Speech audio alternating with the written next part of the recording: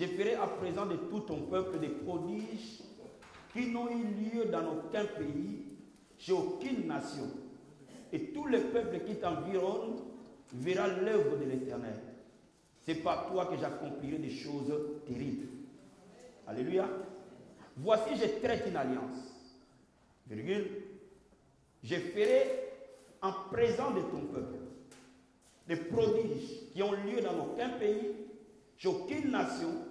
Tous les peuples qui t'environnent verront l'œuvre de l'Éternel. C'est par toi que j'accomplirai des choses terribles. Dieu va accomplir des choses terribles dans la vie de quelqu'un. Et par la vie de quelqu'un, Dieu va accomplir des choses terribles. Alléluia. Verset 12. Garde-toi de faire alliance avec les habitants du pays où tu dois entrer, de peur qu'il ne soit un piège pour toi. Garde-toi de faire alliance. Amen. Amen. Avec les habitants du pays où tu dois entrer. Verset 27. L'Éternel dit à Moïse, écris ces paroles, car c'est conformément à ces paroles que je traite alliance avec toi et avec Israël. Moïse fit là avec l'Éternel 40 jours et 40 nuits. Il ne mangea point et ne but point. L'Éternel écrivit sur les tables des paroles de l'alliance les 10 paroles. Amen. Ouvrons Hébreux chapitre 7. Hébreux chapitre 7.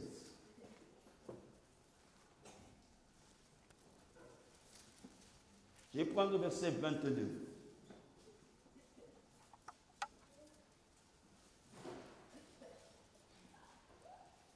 Hébreux 7, 22.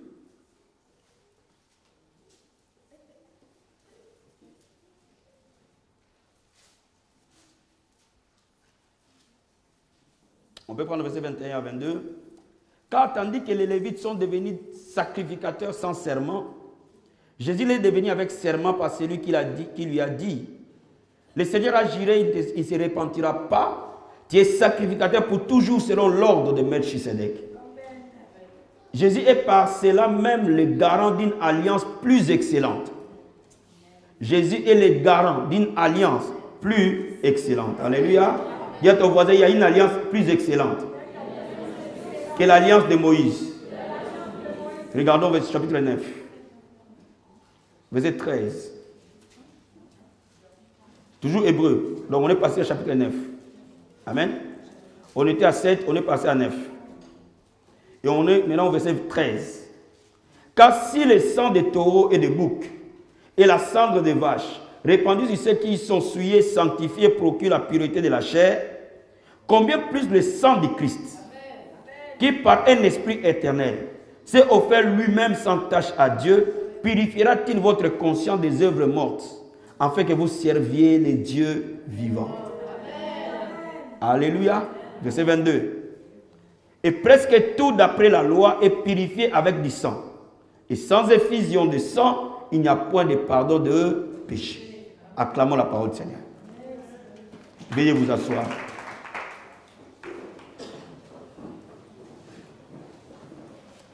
L'exaucement, la puissance dans la prière, le miracle basé sur la prière est fondé sur une vérité essentielle. Le secret de l'exaucement dans la prière est basé sur un secret essentiel qui est l'alliance du sang de Jésus.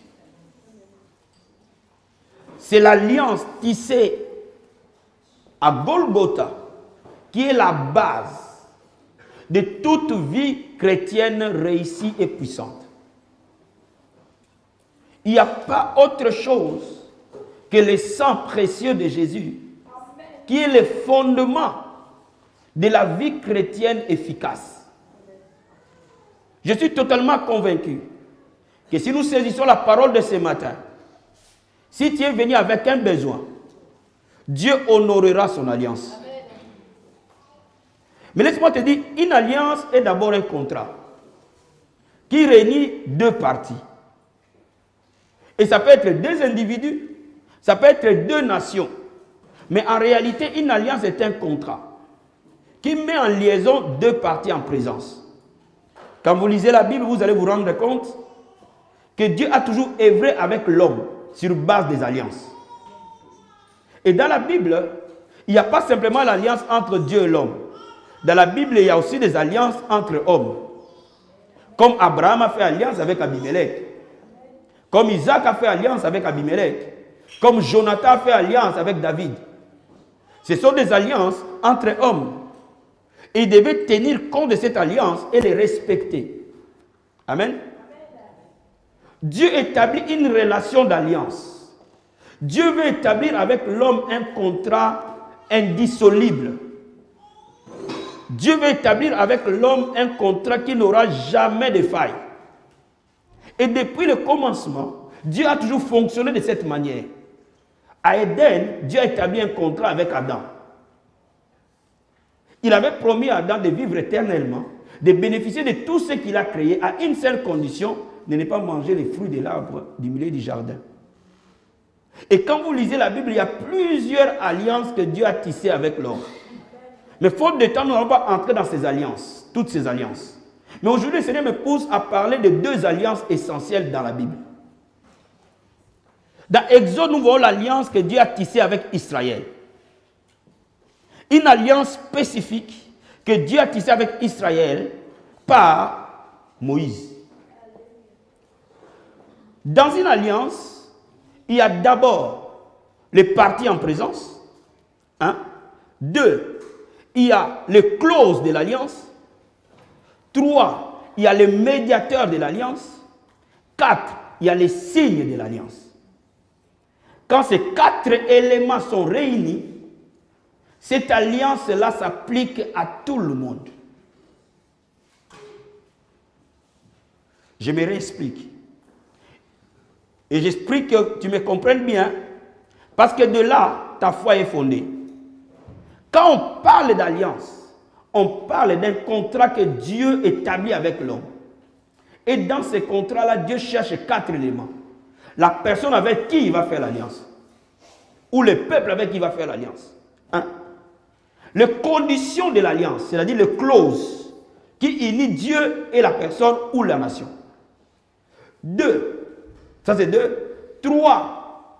L'intermédiaire qui sera entre Dieu et la personne. Le médiateur. 4. Il met un signe sur cette alliance pour dire que moi, Dieu, je jure que rien ne sera enlevé tant que les conditions de l'alliance seront respectées. Laisse-moi te donner l'exemple. Nous voyons tous l'arc-en-ciel. Quand il pleut ou il veut pleuvoir, nous voyons l'arc-en-ciel. En réalité, l'arc-en-ciel est un signe de l'alliance de Dieu avec Noé. Dieu a dit, je ne détruirai plus jamais la terre par l'eau. Pour que vous voyez que j'ai promis cela, j'ai mis dans le ciel l'arc-en-ciel. Quand vous verrez l'arc-en-ciel s'élever, vous allez dire que plus jamais il y aura déluge sur la terre. Bien aimé, laisse-moi maintenant t'expliquer. Tu peux gêner 100 ans, ou 100 jours, ou 120 jours. Pour qu'il y ait déluge, il n'y en aura pas. Parce que Dieu a mis son arc-en-ciel dans les ciels. Oh, donne-moi amen. Je vais te dire quelque chose. Il y a des choses que les magiciens, les sorciers, les enchanteurs chercheront à faire contre toi. Mais si tu comprends les principes de l'alliance, ils ne peuvent pas le faire, qui qu'il soit. Dis-moi amen. Il y a des choses qui ne t'atteindront jamais. Quelle que soit la chose, si tu comprends les clauses de l'alliance. Maintenant, laisse-moi d'abord te dire quelque chose. L'alliance que Dieu a établie avec Israël, Dieu a cherché Moïse comme médiateur. Et il a choisi Moïse, il l'a envoyé, il dit, va délivrer mon peuple. Fais-le sortir de l'Égypte. Amène-le dans les lieux où coule le lait et le miel. Dans une terre promise, où moi, Dieu, je leur ai promis, où moi, Dieu, je les bénirai. Amen. Ça, c'était l'alliance que Dieu a tissée avec Israël. Mais il a dit, pour que vous bénéficiez de cette alliance, vous devez m'obéir. Obéir à tous les commandements que je vous donne. Et il a donné à Moïse les 10 commandements comme signe. Tant qu'Israël pratiquait les 10 commandements, aucune nation ne pouvait être plus forte qu'Israël. L'unique chose que Dieu a demandé à Israël, prenez ces commandements, mettez-les en pratique. Dès qu'il pratiquait les commandements, il rentrait automatiquement dans l'alliance de Dieu. Et tout ce que Dieu a promis pour Israël devait nécessairement être leur partage. Je vais dire à quelqu'un ce matin, l'homme peut promettre et ne pas être en mesure de réaliser. Mais lorsque Dieu promet, il réalise toujours. Donne-moi amen. Donne-moi amen. Je vais dire encore une autre chose. Ceux qui connaissent la puissance de l'alliance deviennent invincibles en face de l'adversité. Parce que le diable est le maître des mensonges. Laisse-moi te dire, quand ils sont rentrés dans la terre promise, le diable a cité les Philistins. Le diable a cité un certain Goliath. Très grand de taille, très fort, né guerrier, pour chercher à défier la clause de l'alliance. Et tout Israël a tremblé devant Goliath vu sa taille. Mais il y a une personne qui n'a pas tremblé devant Goliath par rapport à sa taille. C'est David qui connaissait la valeur de l'alliance. Donne-moi amen. Donne-moi amen. Donne-moi amen. Quand Goliath, il a utilisé la force humaine, les capacités humaines, pour aller défier Israël. Mais je vais dire à quelqu'un, au-dessus des choses naturelles, il y a les choses spirituelles. Au-dessus de la norme naturelle, il y a de la norme spirituelle. Et si tu moves dans la norme spirituelle, tu vas gouverner les normes naturelles. Donne-moi amen. Donne-moi amen. Peu importe tes batailles, peu importe tes combats, peu importe la forme, je dis, ce que tes yeux voient est du monde naturel. Mais au-dessus de ce que tu vois, il y a le monde spirituel, le monde invisible. Nous ne regardons pas aux choses physiques parce que les choses physiques passent, mais nous regardons aux choses spirituelles parce qu'elles demeurent à jamais. Oh, donne-moi amen. Donne-moi amen. Et que lorsque Goliath arrive pendant 40 jours en train de défier Saoul, et tout le peuple d'Israël mis ensemble, il s'appuyait sur la chair. Il n'y avait pas un seul qui pouvait s'appuyer sur l'alliance. La Bible dit qu'en Israël, il n'y avait pas un homme aussi grand que Saoul. Cela veut dire que Saoul était aussi un grand, un géant. Peut-être moins que Goliath, mais il était géant. Dis amen. Dis amen. C'est la Bible qui le dit. Mais la deuxième chose, la Bible dit que quand Saoul est mort, David a écrit une chanson sur Saoul. Il a dit la lance de Saoul n'a jamais raté sa cible. Comment les héros sont-ils tombés dans la bataille? Cela veut dire que même David reconnaissait le caractère guerrier de Saoul. Donne-moi amen. Mais laisse-moi te dire, tout le monde peut croire en toi. Mais si tu ne crois pas en toi-même, ça ne marchera jamais. Donne-moi amen. Donne-moi amen. L'alliance est un problème personnel avec Dieu. Dis amen. Quand bien même David croyait en Saoul, mais Saoul ne savait pas qui il était. La Bible dit ceux qui connaîtront leur Dieu agiront avec fermeté. Le niveau de ta vie est fonction du niveau de ta connaissance. Je vais dire à quelqu'un, je vais ouvrir une parenthèse, je vais vous expliquer quelque chose. Dieu me parlait ce matin en disant, si tu veux changer une personne, change ses pensées. Je reprends. Dieu me disait ce matin, si tu veux simplement changer quelqu'un, change ses pensées. Si tu veux changer une nation, change les individus. La parole que tu écoutes, si tu adhères à ça, elle va te changer. La façon que tu te vois toi-même, la façon que tu vois les choses. Quand tu seras changé toi-même, tes choix vont changer. Vous ne pouvez pas imaginer la puissance qu'il y a derrière l'alliance. Et Dieu était en train de m'expliquer ce matin, pourquoi tu dois enseigner ça à mon peuple. Il y a parmi vous ceux qui seront là, qui sont venus dans cette église jeune, qui vont grandir là-dedans. Mais quand vous leur donnez la pensée de Dieu, ils changent. Et quand ils vont changer, leur choix va changer. Donc ils vont épouser quelqu'un de leur race. Dis amen. Dis amen. Dis amen. Sois avec moi s'il te plaît. Il y a reproduction de la même race. Un lion n'épouse pas un chien. Parce qu'ils ne sont pas de même race. Dis amen. Dis amen. Et on ne produit que selon l'espèce, selon la race où on est. Un léopard peut ressembler à un chat, mais il ne peut pas mettre au monde un chat, parce qu'on ne reproduit que par rapport à la race. Cela veut dire que la personne qui change, ses choix vont changer et il va choisir la personne de sa race. Amen. Cela veut dire parce qu'ils auront de la même race, ils reproduiront les mêmes espèces. Cela veut dire que les personnes d'alliance reproduiront les enfants d'alliance. Et les enfants d'alliance vont se marier avec les autres enfants d'alliance. Et les enfants, ils auront des petits-enfants d'alliance. Ils auront des arrière-petits-enfants d'alliance. Cela veut dire qu'ils vont casser les cycles générationnels de la malédiction. Rakama Satabaya. Oh, donne-moi amen. Donne-moi amen, s'il te plaît. Donne-moi amen, s'il te plaît. Dis à ton voisin, tu es un enfant d'alliance. Tu es un enfant d'alliance. Il faut que tu comprennes ce que je suis en train de te dire aujourd'hui. Tu es un enfant d'alliance. Donne-moi amen. Donne-moi amen. Cela veut dire qu'il y a des gens qui sont ici, que leurs enfants ne connaîtront jamais ce qu'on appelle délivrance. Donne-moi amen. Donne-moi amen. Il y a des gens qui sont ici. Les enfants ne connaîtront jamais ce qu'on appelle maladie incurable. Pourquoi? Parce qu'ils sont enfants d'alliance. Ils ne peuvent se marier qu'avec les autres enfants d'alliance. Donc ils produiront que des enfants d'alliance. Et les enfants d'alliance, parce qu'ils sont programmés comme ça, vont s'allier qu'avec les autres enfants d'alliance et pour produire que les enfants d'alliance.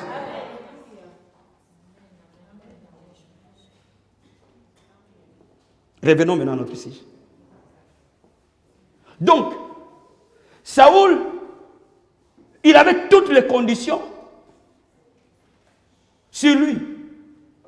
Dieu ne l'avait jamais rejeté à ce moment. Parce qu'il était encore en vie. Jusqu'à sa mort, l'huile d'onction était sur lui. Parce que David n'a pas voulu tuer Saoul. Parce qu'il avait reconnu que même si Dieu l'a oint, mais tant que Saoul était vivant, l'alliance de Dieu avec Saoul continuait à fonctionner. Dis amen. Je vais dire à quelqu'un, l'homme est infidèle, mais Dieu demeure fidèle. Donne-moi amen. Dieu demeure fidèle à ses promesses. Et Dieu parle à Israël, vous aurez la victoire sur vos ennemis. Ils viendront contre vous par un seul chemin, ils feront par seul chemin. Ça, c'est les clauses de l'alliance. Regardez Deutéronome 28, c'est les clauses de l'alliance. Mais un homme vient, les gens ignorant de leur identité, sa terre. Mais quand David vient, il commence par poser l'alliance. Aïe. Qui est cet incirconcis? J'aime cet homme. Avant d'aller affronter Goliath, avant de se battre avec Goliath, il commence par établir les principes de l'alliance. Lorsque l'adversité arrive, tu dois savoir sur quel caillou tu as posé ton pied. Dis amen. Dis amen.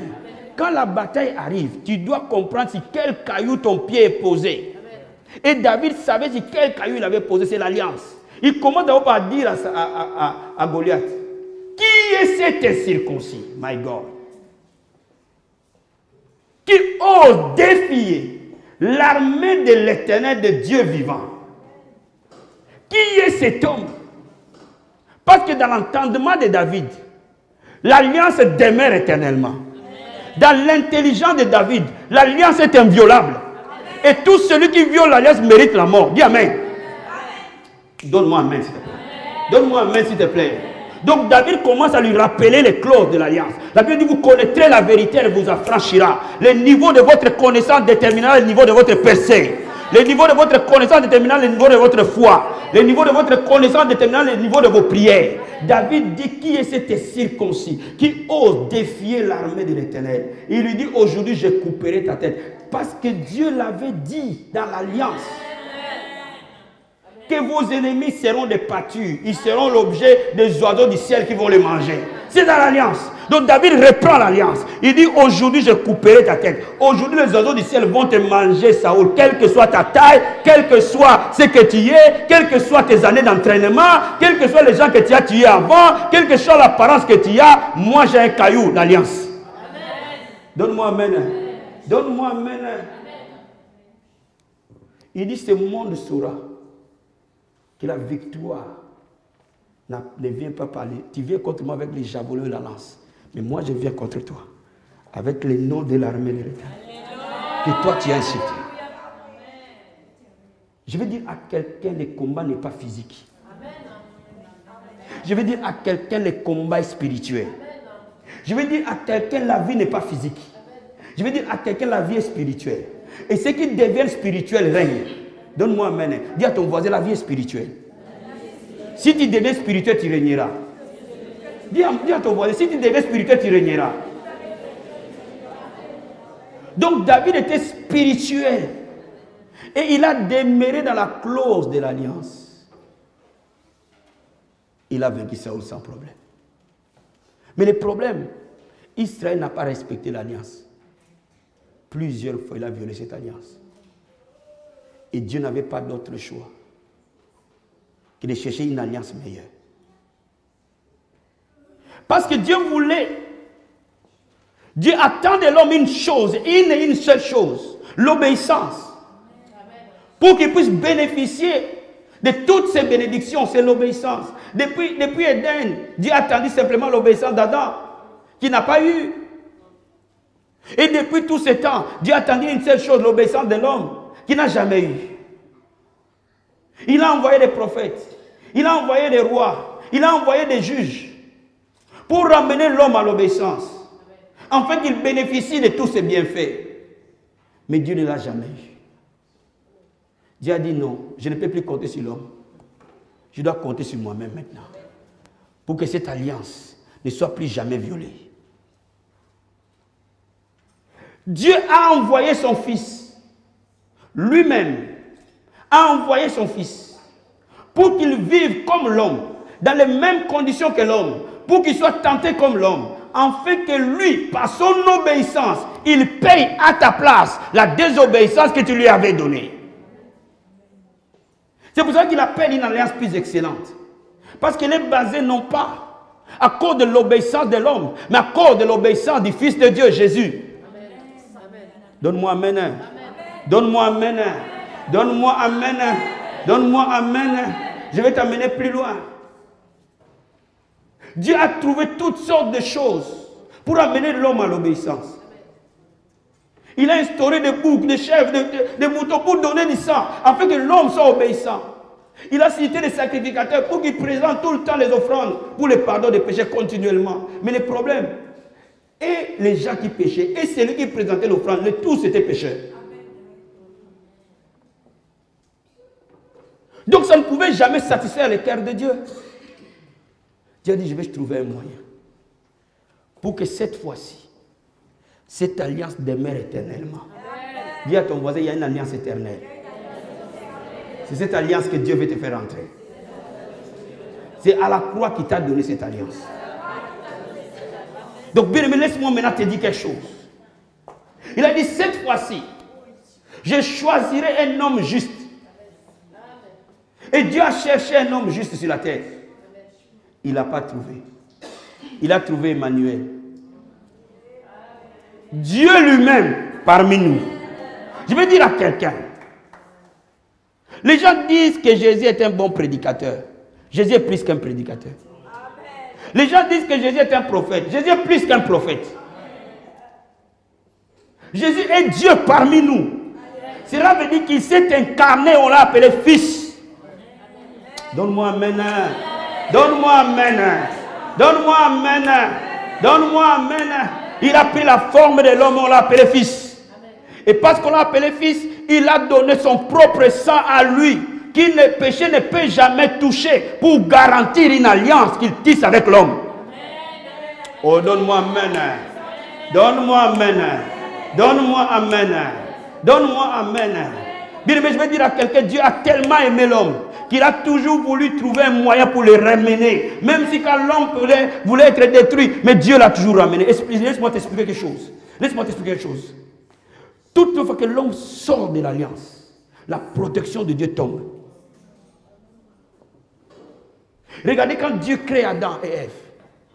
Ils étaient nus. Mais ils n'ont jamais pris conscience qu'ils étaient nus. Pourquoi? L'alliance les couvrait. Mais les jours où ils violent l'alliance, premier réflexe, ils constatent qu'ils sont nus. Cela veut dire que la protection qui était sur eux est partie. Pourquoi le diable amène maladie, blocage, souffrance aux gens? Parce que ces gens-là ne sont pas couverts par l'alliance. Parce que la première chose que l'alliance apporte à l'homme, c'est la protection et l'inviolabilité de l'homme. Tant que l'homme est sous l'alliance, il est inviolable, frère. C'est ce que ça représente. Et quand l'homme a désobéi, qu'est-ce qui s'est passé? La première chose, son bouclier de protection s'est fissuré. Il est devenu victime au lieu d'être conquérant. Ce matin, le pouvoir change de main. Donne-moi amen. Donne amen. Donne amen bien. Donne amen bien.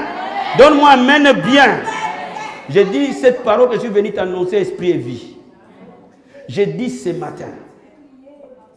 La Bible l'appelle le second Adam. Parce que le premier Adam n'a pas respecté l'alliance. Il a ramené toute l'humanité à la destruction. Il a ramené toute l'humanité à l'enfer. Parce que le premier Adam n'a pas respecté les clauses du Créateur. Il a ramené tout le monde, toute la race humaine à la destruction. Il fallait qu'il y ait une personne qui est exactement comme le premier Adam, qui n'a jamais commis le péché. Et la Bible l'appelle second Adam. Maintenant qu'il puisse donner le sang qui n'a jamais été essuyé.